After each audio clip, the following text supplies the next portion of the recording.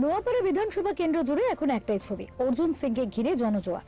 BJP প্রার্থী হিসেবে নাম ঘোষণার পর থেকেই কার্যত দিনরাত এক করে প্রচারে নেমেছেন তিনি।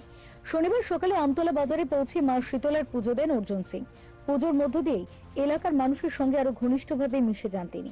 তাকে সামনে পেয়ে স্থানীয় বাসিন্দারা সরাসরি তাদের সমস্যার কথা তুলে ধরেন। ভাঙা রাস্তা, পানীয় জলের অভাব, নিকাশি ব্যবস্থা একাধিক ইস্যুতে উঠে আসে আলোচনা। এলাকাবাসীর অভিযোগ, দীর্ঘদিন ধরে উন্নয়নের অভাব রয়েছে, তাই এবার তাদের ভরসা অর্জুন সিং। বিজেপি নেতাও আশ্বাস দেন সমস্যার সমাধানে তিনি পাশে থাকবেন। আর সেই আশ্বাসে খুশি সাধারণ মানুষ, কারণ একটাই ভরসা, ভরসার নাম অর্জুন সিং। আর সঙ্গে সঙ্গে এখানে রাস্তা কোনোদিন হবে। আমরা একটাই কথা বলছি কি সরকার পরিবর্তন করুন, ডবল ইঞ্জিন সরকার করুন।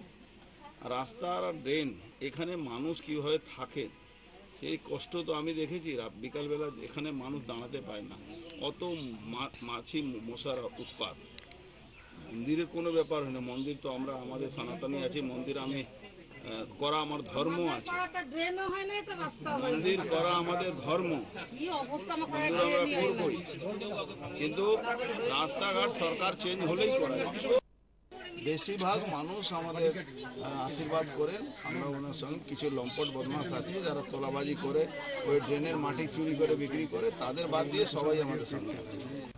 শুধু আমতলা নয়, গারুলিয়া পৌরসভা 13 নম্বর ওয়ার্ডের পাম্প মোড় থেকে গীতা লজ পর্যন্ত জোর কদমে জনসংযোগ শুরু করেন অর্জুন সিং। পথ চলতি মানুষ থেকে দোকানদার সবার সঙ্গে কথা বলে নিজের বার্তা পৌঁছে দেন তিনি। প্রচারের পাশাপাশি ধর্মীয় ও সামাজিক কর্মসূচিতেও সমানভাবে অংশ নিচ্ছেন বিজেপি প্রার্থী। মনিরামপুর গোয়ালাপাড়ায় ভক্তিমূলক পরিবেশে কৃষ্ণ নাম গানে অংশ নেন। পাশাপাশি পলতা অঞ্চলের রামতলা বাজার, শান্তিনগর ও PN দাস কলেজ সংলগ্ন এলাকায় আয়োজিত শীতলা পুজোয় উপস্থিত থেকে সকলের মঙ্গল কামনা করেন। সব মিলিয়ে উৎসবের আবহে জনসংযোগ, মানুষের সঙ্গে সরাসরি যোগাযোগ, সবকিছু মিলিয়ে নোয়াপাড়ায় অর্জুন সিং ক্রমশ অ্যাডভান্টেজে এগিয়ে যাচ্ছেন।